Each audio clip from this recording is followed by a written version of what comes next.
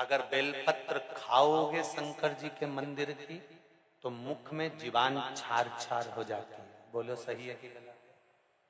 प्रतिदिन बेलपत्र खाओगे शंकर मंदिर की तो मुख में कई बार छाले भी पड़ जाते हैं। सत्य है कि गलत है? शिव महापुराण की कथा कहती है अति सर्वस्व वर्जते।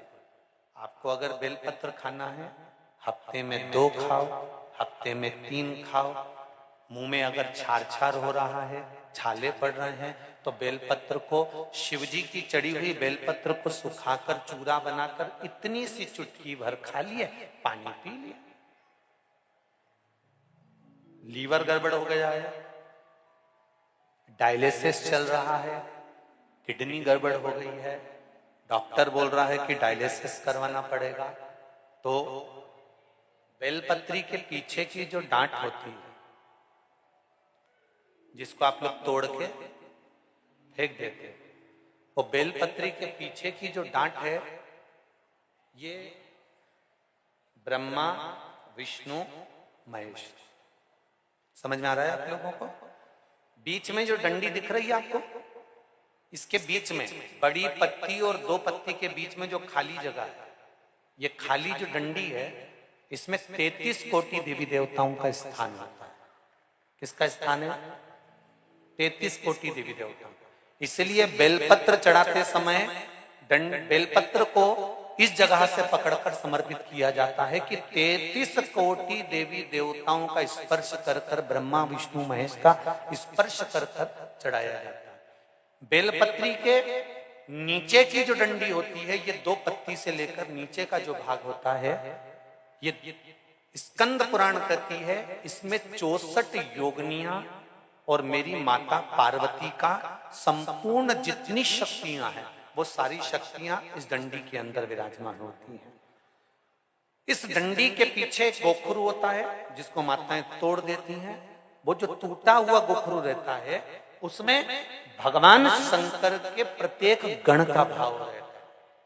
इनका काम क्या रहता है? जब शरीर में किसी व्यक्ति के जीवन में जब दुख तकलीफ या रोग बढ़ता है तो वो गोखरू जो नीचे का रहता है, वो टूटा हुआ गोखरू अशोक सुंदरी वाली जगह पर चढ़ाकर हफ्ते में 2 बार उसको चबा चबा कर अगर खा लिया जाए तो डायलिसिस की जरूरत नहीं पड़ती, डायलिसिस छूट जाता है, लीवर और किडनी काम करना प्रारंभ कर देते। और अच्छे से सुन लेना, अभी की अभी घर जाकर शुगर की जांच करना। शुगर कितनी भी हाई जा रही होगी, बेलपत्री के नीचे का गोखरू टूटा हुआ अशोक सुंदरी पर चढ़ाकर खाकर 5 से 7 मिनट मुंह में रख लीजिए और उसके बाद शुगर की जांच कर लीजिए, शुगर लेवल में मिलना प्रारंभ हो जाए। बेलपत्री का जो सुख है वो जीवन का आनंद देता है।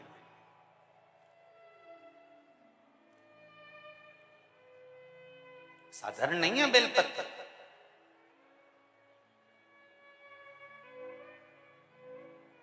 देवराज ब्राह्मण की माता के पुण्य, देवराज नाम के ब्राह्मण, प्रदोष काल के समय पर वट वृक्ष के नीचे दिया लगाया जाता है। वट वृक्ष के नीचे लौंग का मात्र भोग रख दिया जाता है। लौंग मात्र, अगर वट वृक्ष के नीचे दिया लगाकर एक लौंग का जल या लौंग भगवान वटकेश्वर महादेव के नाम से भी अगर शिव को समर्पित करी है तो ये निश्चित है कि कर्जा कितना भी भारी होगा वो कर्जा चूकेगा जरूर, और कहीं ना कहीं से लक्ष्मी की व्यवस्था देवाधिदेव महादेव करेंगे। एक पत्र आया है, इसी कर्जे को चूकने वाला एक पत्र, किसी ने अपना फोटो भी भेजा। दे काशी में जो शिव जी की स्थापना कौन ने करी? काशी में जो शंकर भगवान बैठे उनकी स्थापना करी थी शनि महाराज। किसने करी थी? शनि महाराज ने। क्योंकि भगवान शनि महाराज को उनकी माता के द्वारा श्रापित हो गए और शनि महाराज कांपने लगे। शनि महाराज कांपते कांपते, मैं जाऊं तो जाऊं कहां, करूं तो करूं क्या? महाराज शनि महाराज दौड़े और दौड़कर भगवान भोलेनाथ के पास पहुंचे। हे शंकर, त्रिकालदर्शी, कैलाशी, अविनाशी, कृपा करिए बाबा भोलेनाथ, कृपा करो। क्योंकि दुनिया में 33 करोड़ देवी देवता हैं जिनको शनि लग सकता है, केवल एक, किसको छोड़कर? शिव को छोड़कर। राम जी को शनि लगा तो 14 वर्ष वनवास चले गए। कृष्ण को शनि लगा तो मथुरा छोड़कर द्वारका चले गए। शनि लगा, हनुमान जी को शनि लगा तो गुफा में बैठकर राम राम जपना पड़ा। शनि सबको लगता है, केवल शनि नहीं लगता तो एक मेरे महादेव को, मेरे भोले बाबा को नहीं लगता। शंकर के पास में शनि आ गए, शनि ने आकर कहा भोलेनाथ कृपा करिए बाबा, मैं बड़ा कष्ट में हूं, मैं करूं क्या? बाबा भोलेनाथ ने कहा जा गंगा जी के तट पर काशी में जाकर एक शिवलिंग की स्थापना कर, उसकी आराधना कर और तेरा शरीर ठीक हो जाएगा, कष्ट नहीं भोगेगा। शनि महाराज ने काशी में जाकर शिव जी की स्थापना करी। आज भी नियम है, जिसको शनि लग जाता है एक काजल की डिब्बी ले लो और काजल की डिब्बी को 21 बार उतार कर उसको एकांत में जाकर, जंगल आदि में एकांत में किसी पेड़ के नीचे इतना सा खड्डा खोद कर उसमें काजल की डिब्बी को डाल दो और मिट्टी से पूर दो, उस व्यक्ति का शनि समाप्त हो जाता है। काशी विश्वनाथ का नाम लेकर काजल की डिब्बी को 21 बार उतार कर अगर काशी विश्वनाथ का नाम लेकर शनि वाले व्यक्ति को अगर पेड़ के नीचे दबा दे, शनि समाप्त, शनि उसको परेशान नहीं कर सकता। काशी कितनी मूलता, शिव साधारण नहीं है। जी हो, कभी कभी जब आपको ऐसा लगने लगे कि बहुत अकेली हूं, सबने साथ छोड़ दिया, कोई मेरा साथ नहीं देता, परिवार नाते रिश्ते कुटुंब कबीले सब मुझे छोड़ दिए, तब शंकर के मंदिर में जब आप बैठे हो या जल चढ़ा रहे हो तो वहां की जो रज है, वहां की जो मिट्टी है, वहां का जो कण है, वहां की जो रज है, मिट्टी है, उसको भी अगर अपने मस्तक पर चढ़ाओगे तो निश्चित है उस रज में ना जाने कौन सा शिव भक्त अपने मस्तक पर त्रिपुंड लगाकर आया होगा, शरीर पर भस्म लगाकर आया होगा। वो भस्म की कण जमीन पर गिरी होगी, वो कण जब हमारे शरीर पर लगेगी तो निश्चित है कि तुम्हारा दुख कटेगा जरूर, वो दुख समाप्त जरूर, दुख समाप्त।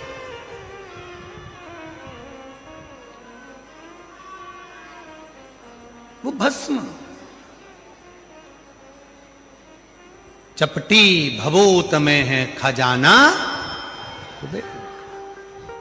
जो तन पर भस्म चढ़ रही है। भगवान हुआ क्या, शिव महापुराण में महत्तम में वर्णन आता है, एक देवराज नामक का ब्राह्मण जो कभी ब्राह्मण कुल में रहने के बाद भी ब्राह्मण कर्म नहीं कर पाया, जिसने कभी ना वेद पढ़ा, ना शास्त्र पढ़ा, ना कोई क्रम करा, ना कोई पाठ पूजन करी, ना कभी शंकर के मंदिर में गया, फिर भी वो देवराज मरा तो उसको लेने के लिए देवाधिदेव महादेव आ गए और नंदी पर बिठाकर लेकर गए।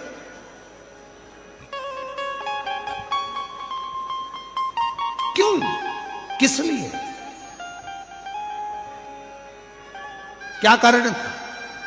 केवल एक कारण, देवराज नाम के ब्राह्मण की माता शिव के मंदिर में जाती थी, शंकर के मंदिर में झाड़ू लगाती थी, शंकर के मंदिर में पोछा लगाती थी, शंकर के मंदिर में जल चढ़ाती थी, शंकर के मंदिर में जाकर आराधना करती थी। और वो देवराज नाम का ब्राह्मण जो ब्राह्मण कुल में जन्मा था, ब्राह्मण के घर में जन्म लेने के बाद भी ब्राह्मण कर्म नहीं कर पाया, ब्राह्मण कर्म से वंचित रह गया, चोरी करता, घर में अच्छी पत्नी थी, बच्चे थे, कुटुंब था, इसके बाद भी पर स्त्री का गमन करने गया और एक दूसरी स्त्री के कहने पर रानी के गले का हार चुरा कर लेकर आ गया।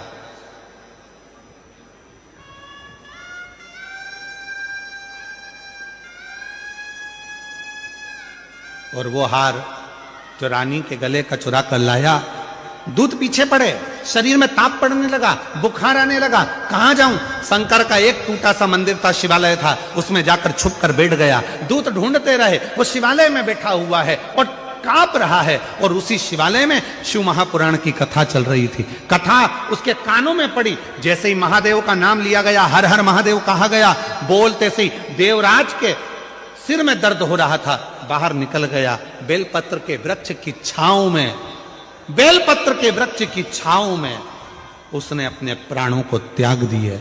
और जैसे ही प्राण त्यागे, मेरे वो घरदानी उसको नंदी पर बिठाकर ले जा रहे हैं। देवराज ने प्रश्न कर दिया कि मेरे जैसा पापी जिसने ना कभी भजन करा, ना संकीर्तन करा, ना कीर्तन करा, ना मंदिर में जल चढ़ाया, ना कभी मंदिर में दीप जलाया, ना कभी मंदिर में आराधना करी, ना मंदिर में कभी साधना करी, ना मैंने कोई मंत्र पढ़ा, ना वेद पढ़ा, ना शास्त्र पढ़ा, और मेरे जैसे पापी का उद्धार आपने कर दिया। ऐसा मैंने करा क्या? तब भगवान देवाधिदेव महादेव ने डमरू का नाद कर कर कहा, देवराज तूने कुछ नहीं करा, पर तेरी माता मंदिर जाती थी, जल चढ़ाती थी, और जब घर आती थी उसके शरीर में, उसके कपड़ों में, उसके शरीर में मंदिर की मिट्टी, मंदिर की रज, मंदिर का जल उसके शरीर में लग जाता था, और वो जब घर आती थी वो रज उसके घर में चारों तरफ फैल जाती थी। उस रज के छूने से तेरी बुद्धि सही हो गई, और तू चोरी का धन लेकर भी शंकर के मंदिर में चले गया, और वहां तेरा उद्धार हो गया। वो रज में इतनी महत्वता, वो रज में इतनी महत्वता, वो रज कोई साधारण है? इधर का हमको नहीं मालूम गुजरात का, पर हमारे मध्य प्रदेश में एक नियम है। मिश्रा जी, उत्तर प्रदेश में भी नियम है।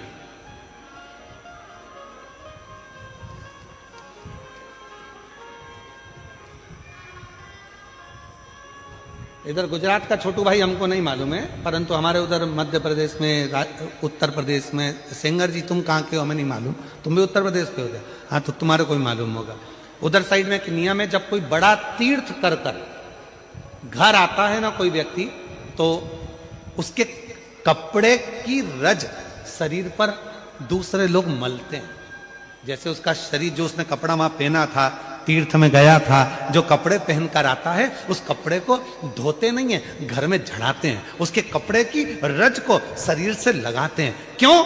हम तो बद्रीनाथ नहीं गए, हम केदारनाथ नहीं गए, हम अमरनाथ नहीं गए, हम सोमनाथ नहीं गए, हम द्वारका नहीं गए, हम रामेश्वरम नहीं गए, हम जगन्नाथ नहीं गए, पर जो होकर आया है उसके कपड़े में जो रज लगी होगी वो मंदिर की ही तो रज होगी। जब हमारे शरीर से लगेगी तो हम जैसे जीवों का भी कल्याण कर देगी, इसलिए उस रज को लगा,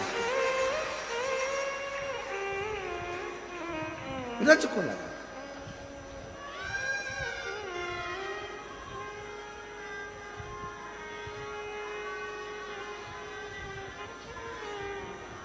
कोई बहुत बड़े, कोई गमी में गया, दुख में गया, हॉस्पिटल गया, तो उसके कपड़ों को धो दिया जाता। पर कोई तीर्थ गया, कोई भगवान की अविरल भक्ति करने गया, उसके कपड़ों को धोते नहीं, उसके कपड़ों को तो झड़ाते हैं। पूरे घर के अंदर उसको झटकारा जाता है कि इसके शरीर में जो कण लगा है, इसके शरीर में जो तीर्थ की रज लगी है, वो रज हमारे जीव को, हमको प्राप्त हो।